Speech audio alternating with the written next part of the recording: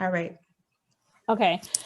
So yeah, so pretty much, no, as far as for this nursing mixer, just wanted to break the ice and for us to just kind of get to know each other. And I wanted to give some some pointers, sorry. Again, I try to come into every conference, forum, whatever, learning something and giving something away. So hear a lot of people are still working as registered nurses. And if you're on this call, you probably are interested and learning about how to kind of, break into the industry. So I made a couple of notes. I do talk fast, so y'all can tell me to slow down.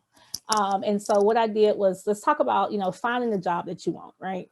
And so the first thing you want to do is like identify if you want to see patients or not, because it's kind of like you go into clinical research and it's like, well, it's so many titles out here, it's so many acronyms. Gosh, I still don't know all of them, but you kind of decide, do I want to see patients or do I not want to see patients but still have an impact? And so my area of expertise is seeing patients. So I can kind of take you from how you even break ground into, almost becoming an executive director in the coordinating or close to patient field, I guess you could say. And then on the other side of not seeing patients, there's like this huge world of just different things you can do. So again, if anybody has any input while I'm talking, please definitely unmute yourself and say, hey, I would love to, add on to that.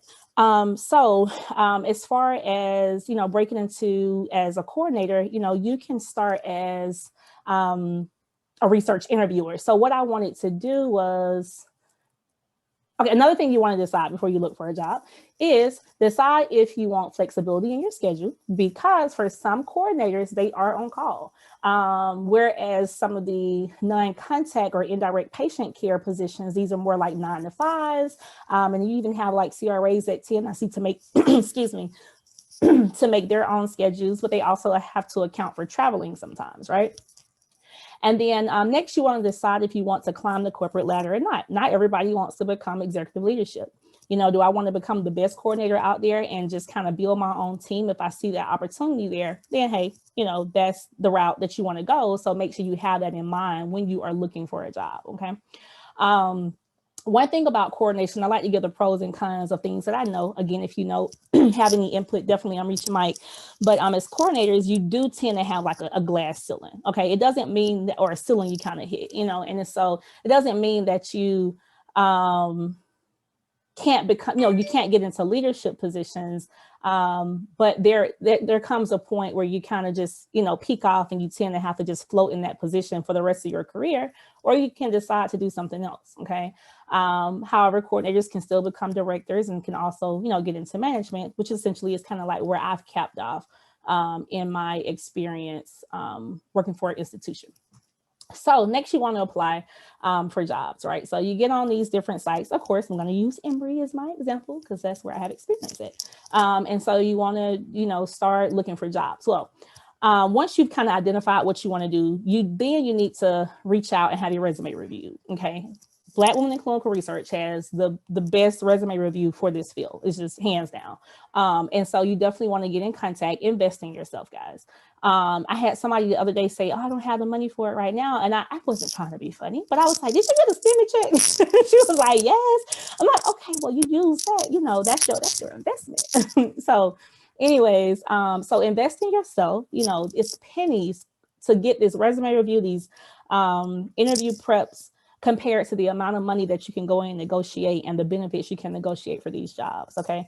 So you go in, get your resume reviewed. And then next, you want to do a job search. So this is where I'm going to actually show my screen so that you all can kind of see. Oh, okay, so this is exactly how I found my job. Don't judge me. All right, so if I can just figure out how to get back. I'm working with 2 screens here. Share. And then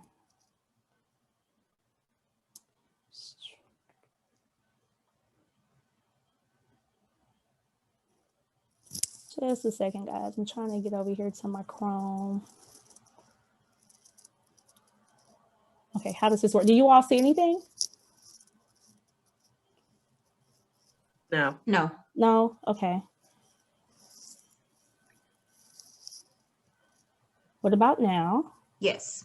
Okay, y'all probably see like my little notes or something, right? Yes. Okay, let me. Okay, what about now? Do you all see my Facebook? Yes. Okay, perfect. All right, so what you want to do is go to, I just kind of did some quick hyperlinks here so we can make this quick. Okay, so again, I'm going to use Emory. And so we go to Emory's site and I'm like, okay, I've spoken to the ladies in Black Women's in Clinical Research. I've read all these posts and I know that I want to be let's see what I have as my example. I want to find an entry level because I'm a nurse and I want to figure out what I want to do. Okay, I'm going to start up a level as far as the advanced nurses first. So I have a lot of NPs that'll contact me and say, hey, how can I break ground into clinical trials? Because what I really want to do is become an investigator. You all, these fellowships cannot be underrated. Okay, so there's this fellowship that I found, and I hope somebody can use this. I mean, it's just awesome. So it's a 1-year fellowship. And as you can see, it starts in August, it ends next July. And the only requirements that you need is to have a BA degree in a health sciences or related field. I love to see that minimum requirement. I'm like, honey, I am overqualified. Hello. Okay. So, because at one point I was looking to advance as an investigator within institutions. So these were the things I was being sent. Now, mind you, this position was never open. Now, this is an ethics fellowship. So you're working on like an ethical project where they're actually going to want you to publish your results from this project. You'll serve as a co-investigator on some empirical research of the ethics program. And it may not be exactly what you want to do, but just imagine having this on your resume. And you know that next July you're done with it, whether you hate it or not, right? You may find your home there. But if you're trying to break ground as a principal investigator or an advanced nurse, if you're just trying to break ground into the clinical field, y'all, this is an amazing position, okay? I'm giving examples because other universities do have these same, postings. I just want y'all to look for it. Now, mind you, this was here under the term research assistant. So you see like RA, like it's no way that, as a RA, I'm going to make any money. And you don't tend to go read it, but you open it and it makes sense, right? So then let me show you another one. So then say if you are a research nurse, if you're a nurse and you're working on the floor, you've been working on the floor for a while and you're like, hey, I just want to get my foot in the door and see what I like. Type in research interviewers. Now, mind you, different institutions use different terms. Again, this is an Emory term. And so go click on there. And I see this is an clinical research interviewer 1. Okay, so these are not coordinators. These are people that actually go and they do all the recruitment, They do the screening for patients. Okay, so they screen to see if these patients qualify for these trials, right? And so once you apply for the job, then this is what I did. Y'all, I tell y'all no lie. I applied for the job. I didn't know anybody at Emory. I was like, what department is that? Now I know how to use Google. So I copied it and I said, copy. I went over to Google and then I was like, okay. And then I put Emory on the end of that. Can y'all still see my screen, the Google? Can y'all still see Google? Yes, you're good. Mm-hmm. You're good. Yes. Okay, so I went over and I was like, okay, infectious disease. Y'all may think I'm crazy, but this is how I got my job. And so I went over here and was like, I read about the mission of it, so that way when I formulated my cute little short email, I've read the mission and I'm all about y'all's mission. And I went over then to staff. Is everybody muted? If you have, or you might have a question. And then I went over to staff and then I'm like, oh, wow. Oh, some sisters. Okay, that sounds good. So what I did, I emailed all 3 of them. Now, mind you, this is not the department I work in. I'm just giving an example. So this is what I would do. I would email all 3. Let me tell you. So people say, is it okay to email them? Well, let's click on her name and let's see. Well, her email is linked to her name. So she must be okay with it being, out to the public. So I would email all 3 a short little email. Hey, my name is so-and-so. These are my qualifications for the position that you all have posted. And I look forward to hearing back from you all. What can I do to win this position? Now, Andrika and Danielle and I can't remember who else is on, may disagree. Rashida, they may disagree with me because I know that they tell you all the proper way to do things, but this is how I was out here hustling because I wanted to get in clinical trials. So this is how Dr. Levy did it, okay? And that's how I broke ground into research. The lady to this day thinks I'm crazy, but she said she could have never made a better choice, And so that's that. The next thing, let's go back to my little notes here. So I can actually stop sharing my screen. Another thing also was being a project manager. Why did I highlight this? Let's see. So these are for people that are aspiring to be CRAs, interchangeable with the term monitor. And so if it's easier, if you're already kind of like working for Emory or working for a hospital connected to a university, maybe you can look into like a project management position, which will kind of give you that opportunity to manage like one big trial or several trials. But it gives you kind of like that monitoring feel. You get to work with a lot of monitors. Actually, our project manager, we're the sponsor for a huge trial right now. And she's the monitor, I think 4 sites and the project manager, however that works. But yeah, I'm pretty sure if she ever wanted to leave, they would just shoo her right into one of these big industry places, right? So anyways, I hope that was helpful, y'all, but I just kind of wanted to show you exactly like how I found my job. Okay. Extremely helpful. I'm sure that a lot of people have, just of how to navigate and how to find these positions. I think sometimes it's very difficult for people, and just to have a different method, because a lot of times people think, why is this not working? Or maybe they have to think of it as in a different way to actually get the results that they're trying to get. So definitely thinking outside of the box, and like you said, contacting the, that's the way to go. If you're trying to get in, you're going to make sure you can get in any way possible. So however way you have to get in, you got to kick the door down. Correct. Like, and it's not in here. A nuisance, like it was like I didn't get a response for like a week or two. Hey, just following up. And I always seem to get a response on the hey, I'm following up email. I don't know why. But so just try again, not to be a nuisance, but to just do that one thing that maybe somebody else ain't doing. A lot of people applying for these positions. So if you want to kind of stand out, and if you have a person like me behind the scenes that's pulling applications, I'm like, okay, she didn't email me. Okay, that's cute. I like that. So at least I'm gonna call you and talk to you. I actually do pre-interviews. I want to talk to you on the phone before I put you in front of my department. So Dr. Lovey, I completely agree. Your method is unconventional, but I kind of like did the same thing.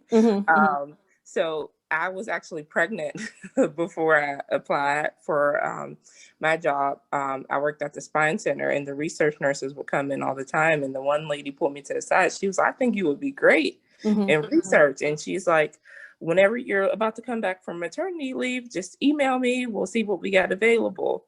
Well, I was like serious. I'm like, okay, I really wanted to get into it. So I emailed her. I didn't hear anything back for a few weeks. And she was like, hey, we don't have anything until the spring. But I CC'd my boss on this email. Well, her boss then told me that there were some other positions out there and to, look out there. And I actually emailed the hiring manager and did the same exact thing. And it was like one and done. I interviewed and it was like, okay, we want you.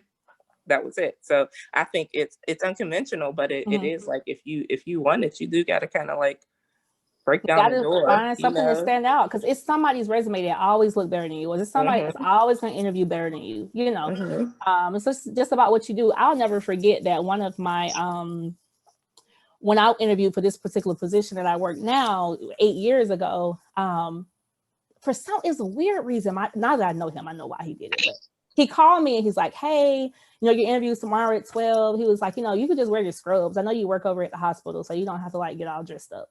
Okay, so as a Black woman, I had already had my 3-piece suit picked out. My hair appointment was ready, and my face, I was going to get the beat. And so I was like, no, that's not how we do it. And so sure enough, I got there and it was a panel interview. So it was like, 4 people from the department, and it was like 5 interviewees. And again, this is an entry-level position. And I did not start off as a coordinator. I started off as a research interviewer, and it was PRN. And so we went into the interview, and legit, I was the only Black girl, that was getting interviewed. And then I was the only Black person in the room, and they all had on scrubs. These were all nurses that had like worked night shift and were coming straight to the interview. I don't think some of them had even combed their hair. And so I am like ready, briefcase. I have my portfolios ready because I've done bench science work before. So I have a nice portfolio even prior to research. So I go in, I got my portfolio and I'm handing it out, and they're just like, oh, she's just overdoing it. You can just see on their face like, oh Lord, this is who we interviewed. And so, I just had to be authentically me, and that's how I interview. And I essentially ended up winning the position. But even now they joke about it like, oh Lord, here goes another Lovey coming in here with her three-piece suit. And guess what? It's always the Black girls, always. So be you, and always just make sure that you interview, because we have to, like we have to remember who we are. We can't walk in there looking like we haven't brushed our hair, haven't brushed our teeth with dingy scrubs on. We just can't do that. And so I tell my department all the time, I have to do this when I speak. I have to do this. Y'all can come in here with scrubs on every day, but I can't, and so that's how you have to continuously hold your position. And that's, how I've kind of, I guess, climbed the ladder in a sense. So next thing, I know with time is constraints here. So is once you, and Miss Michelle, do you have anything to add? That's essentially like my co-host today. So I told her to jump in if she have anything. And so the next. Just going to say, oh, sorry, Dr. Levy. I was just going to say about finding the jobs also. For those of us, like for me, I like to share the opportunity. So when I go on the floor and I have to check on the patient and I see like nurses talking to them and they was like, oh, what do you do? And I talk to them, I tell them about the opportunities and also give them my name and my number. If something comes up, because a lot of times at an academic institution, other departments. So oftentimes I will tell them, hey, give me your name and number, because if something comes up in another department, I'll let you know. I think the power of networking is huge, Correct. And I think a lot of us, when I say us, sisters, a lot of us don't hear about opportunities is because we're underrepresented. Correct. You know what I'm saying? So for those of us that are in research, just like I said, what Danielle's doing, just sharing the opportunity, networking, and getting out there and letting them know about the opportunities in various departments. That's huge. That's what I try to do, and that's huge. Yeah, and make your department order you some cards. You should have business cards. We are professionals. I need a business card. Yes. Yes. Thank you so much, Ms. Michelle. So we do have a question in the chat, and I'm gonna come back to it in just a second. Let me try to get through. We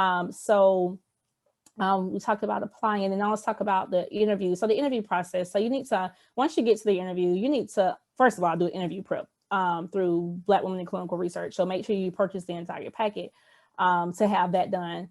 And then, so because they have I hear the questions that they give you all, and the prep is like, that's legit how the interview is. So make sure that you're taking advantage of that. So you need to make sure you understand the position that you are applying for. And so that when you're in this interview, talk about the role. What's the day-to-day? How does my day look? Do we clock in, or how does that work? For me, that matters. I cannot work a job where I have to clock in. I'm sorry, guys. That's my downfall as a person. I'm working on it.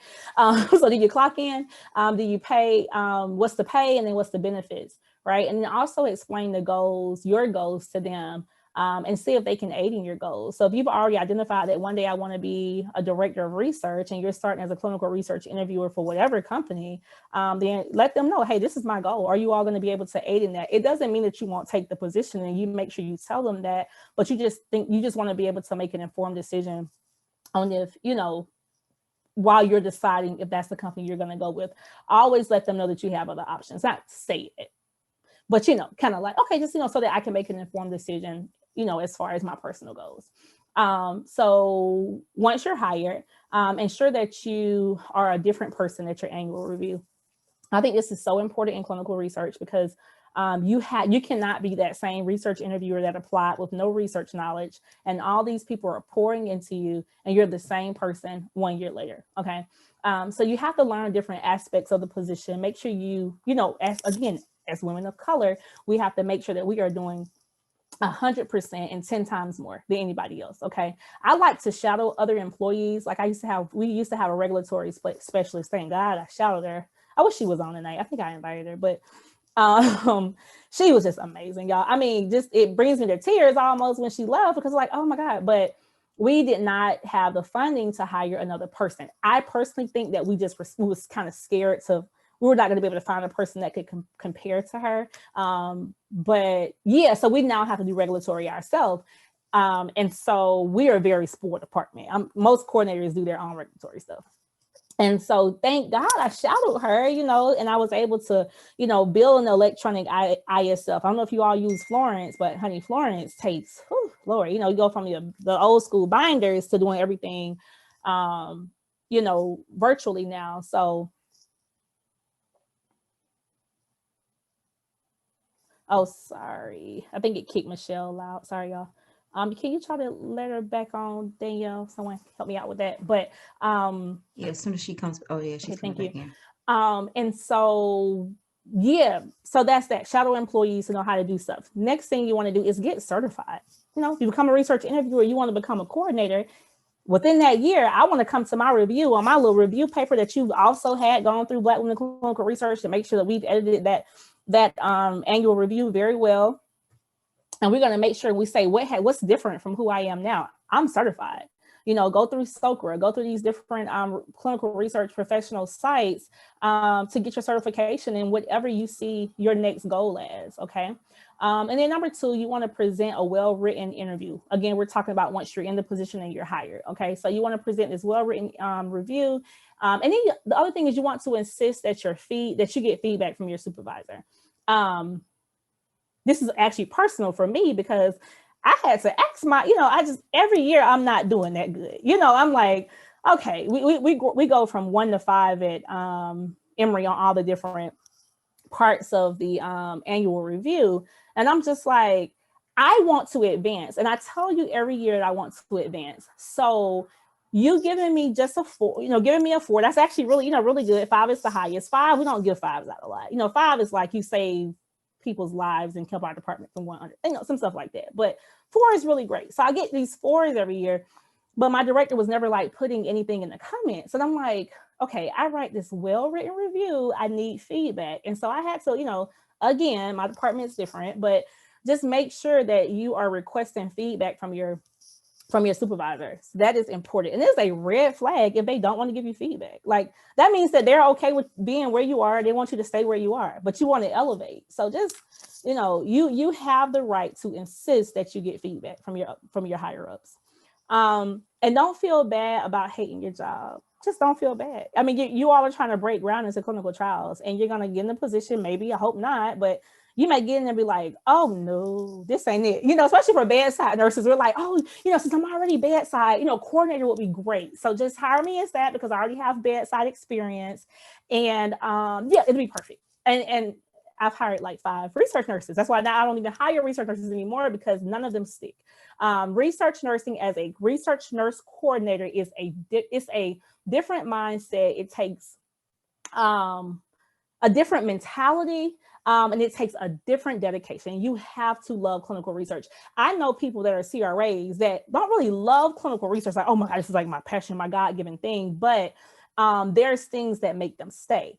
As a coordinator, especially working in I work acute care emergency room, I'm dealing with gunshot wounds to the head, spinal cord injuries. I got to enroll people in 4-minute windows from them, falling out the window of a car or something, right?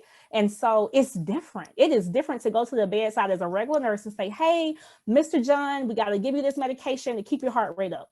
Okay, I can do that. I've done it. I did it for 5 years. But then now as a coordinator, I come to the bedside and I'm like, hey, Mr. Johnson, I'm so sorry what you're going through because now I got to show all the compassion I can, but also say, but I need you to really enroll in this research study like right now. And we only have 30 minutes. So just do it because it's going to help everybody else that comes after you. But we don't really know what it's going to do to you. But we kind of want to watch and see what happens, So that's kind of the gist of how clinical research coordinator works on a fast track, especially if you're in an acute care setting or working within a hospital.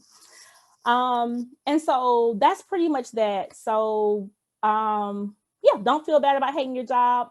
And because for me personally, again, I hate regulatory. So that's just me. But, if you have any other questions, definitely, save this video so that you can just go back and just see some of the